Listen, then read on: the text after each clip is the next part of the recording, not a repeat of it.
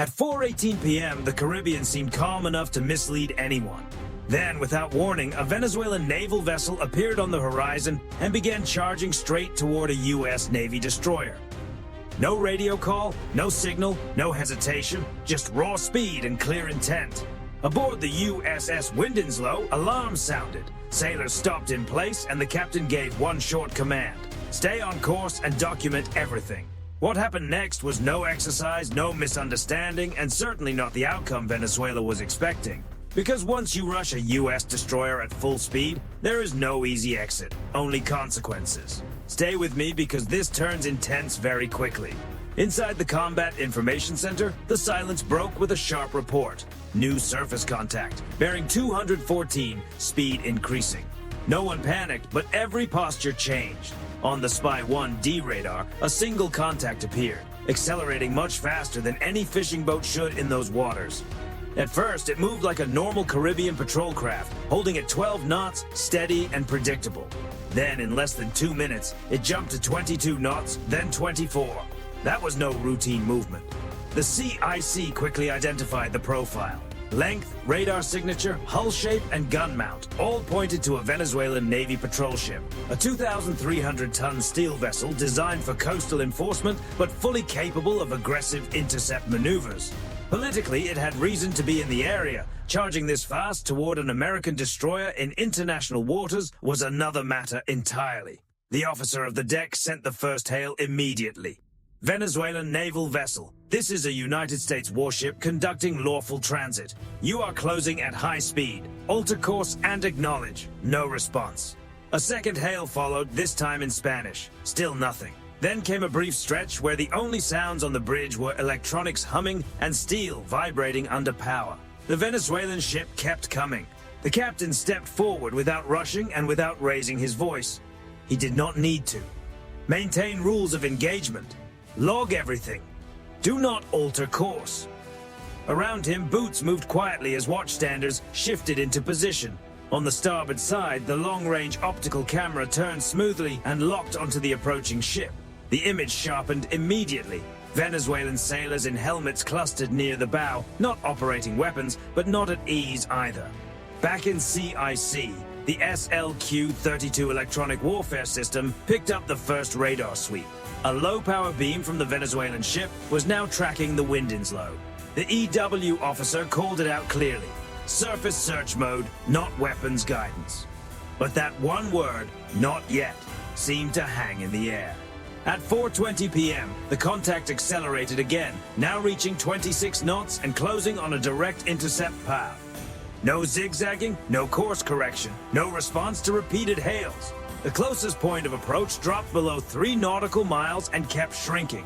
This was not casual shadowing. It was not confusion. It was deliberate pressure.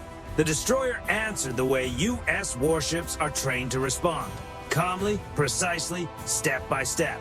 The 5-inch main gun shifted a few degrees, not targeting, simply making its readiness visible.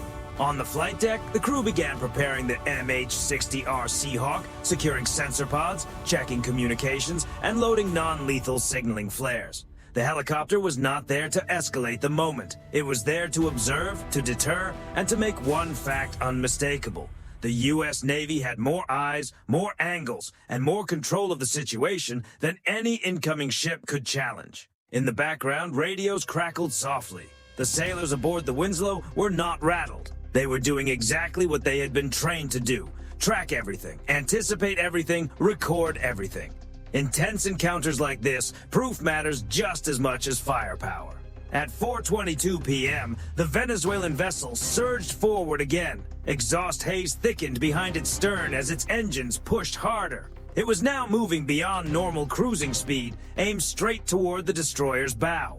One bad calculation, one stubborn decision, and the situation could turn into a collision.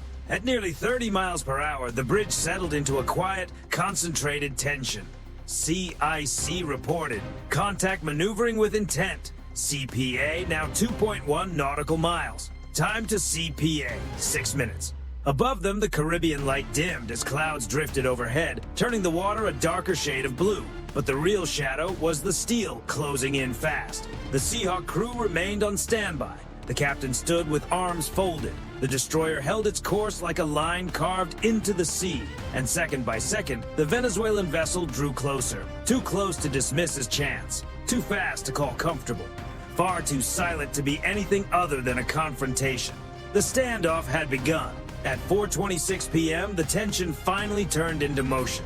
The MH-60R Seahawk lifted off from the flight deck with a deep mechanical roar, its rotors cutting through the humid Caribbean air. The helicopter banked left, dropped to 250 feet, and accelerated toward the Venezuelan patrol ship. And in that instant, the entire geometry of the encounter changed. A destroyer shows strength through presence. A Seahawk shows it by getting close. Inside the cockpit, the pilot stayed calm and focused. Winslow, this is Eagle 1, en route. Sensors active. Back on the destroyer, sailors watched the helicopter's silhouette cut across the fading sunlight. The Seahawk's MX-20 FLIR turret moved smoothly, its high-resolution electro-optical system ready to capture even the smallest movement on the Venezuelan deck. The goal wasn't to fire, it was to record. And sometimes that carries even more weight. The Venezuelan ship didn't ease off. As the Seahawk moved in, the vessel made its boldest move yet, shifting into a shallow starboard turn aimed directly at the destroyer's projected path.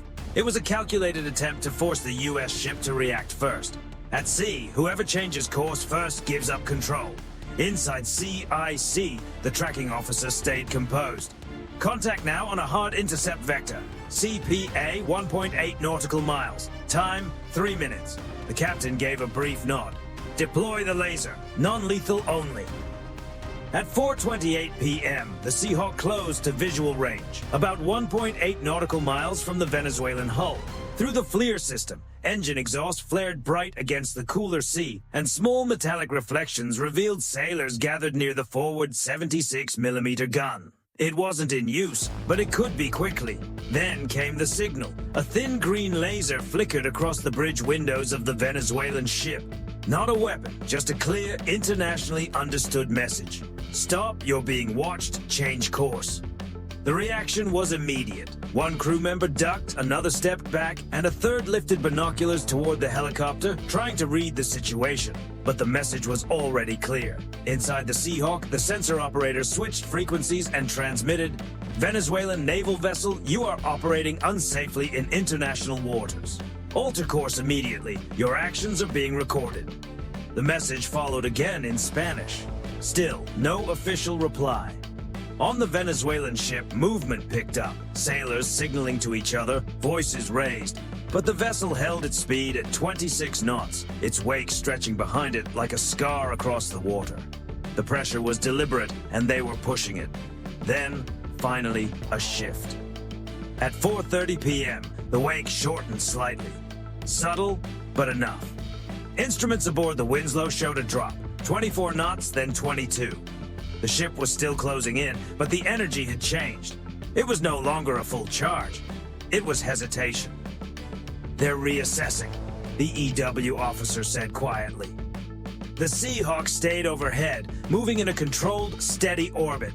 Its camera zoomed further into the Venezuelan bridge. Even through the glass, thermal signatures showed a crew no longer acting with certainty, but reacting under pressure.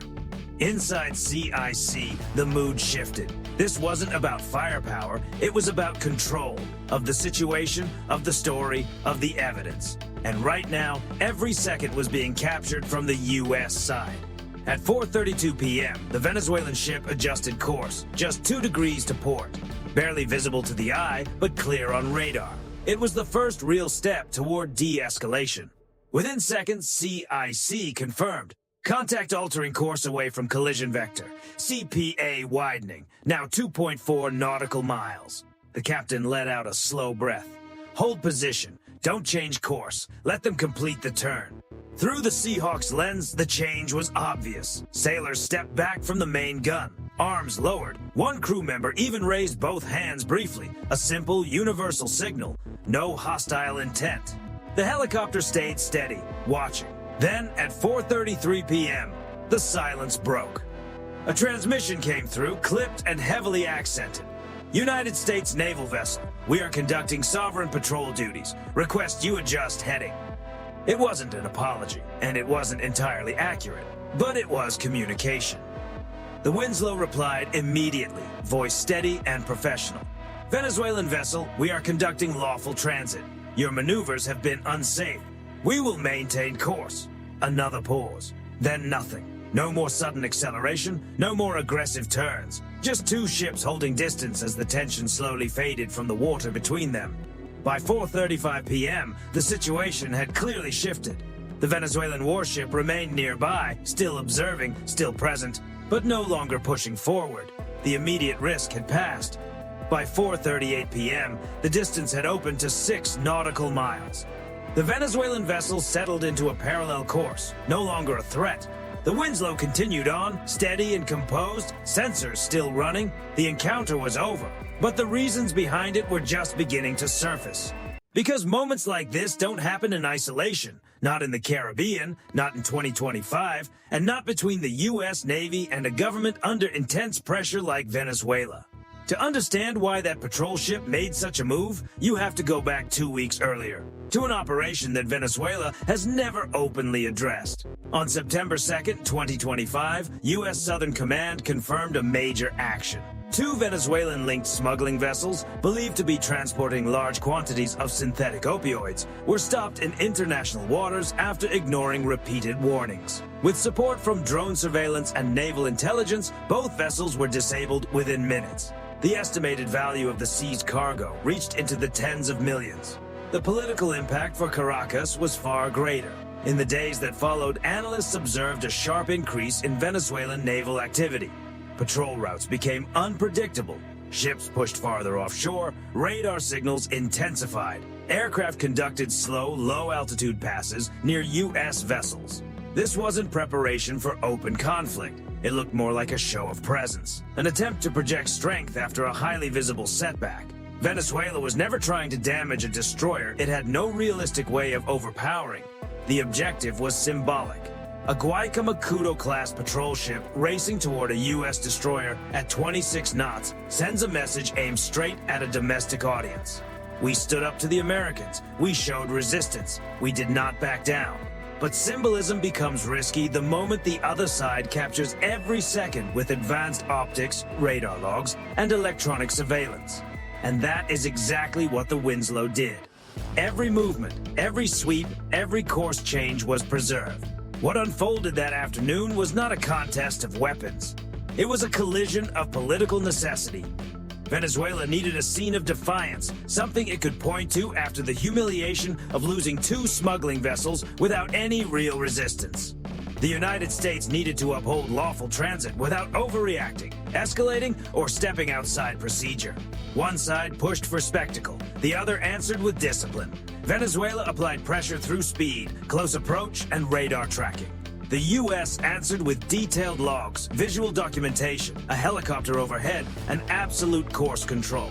In modern naval strategy, this kind of encounter falls into what many call gray zone maneuvering. Aggressive behavior designed to pressure, unsettle, or embarrass an opponent while staying just below the level of open confrontation. No missiles, no gunfire, just tension, posture, and carefully staged theater played out on open water. And in that environment, the U.S. Navy holds an advantage more powerful than raw force, patience backed by evidence. The moment a Seahawk records high-resolution thermal footage of another vessel making unsafe moves, the story is no longer open to interpretation. It becomes documentation, something that can be used in diplomatic channels, something that can support future operations, something that outlasts a 3-minute intercept at sea. The turning point came the second that green laser crossed the Venezuelan bridge windows. That was when the equation changed. Because behind all the bravado, Venezuelan commanders understand a simple reality. A U.S. destroyer is not just a warship. It is a floating archive of facts. Every radar signal is logged. Every maneuver is analyzed. Every second is recorded with precision. And once the Venezuelan crew realized the Winslow was not reacting with fear, but with controlled evidence gathering, the risk became obvious. One wrong move, and the entire world would have a clear record showing exactly who pushed the situation to the edge. Pulling back was not surrender, it was survival. What this incident reveals about the region is even more important. The Caribbean is entering a new era of tension, not defined by major war, but by signaling, pressure, and politically motivated confrontations. Other regions have lived in this space for years. The South China Sea, the Persian Gulf, and waters near northern Pacific flashpoints have all seen this kind of pressure play out again and again. Now the Caribbean is beginning to look the same. For the United States, the lesson is straightforward. Venezuela is likely to keep testing limits as long as its internal politics reward visible defiance. For Venezuela, the lesson is even clearer. The U.S. Navy is not going to flinch, lose formation, or hand over control of the moment. Not to speed, not to silence, not to performance. At 4:45 p.m., the Seahawk settled back onto the Winslow's flight deck. The Venezuelan patrol ship was now 9 miles astern, fading into a smaller and smaller mark on radar. No collision, no exchange of fire, just a line drawn across the sea, proving that steady professionalism can outlast provocation. And with that, the Caribbean suddenly felt much smaller for any nation willing to test that boundary. Now the real question is this: what happens the next time a Venezuelan captain decides to push that line again? And for more real-time naval encounters like this, stay with Navy Clash, where every wave carries a story worth telling.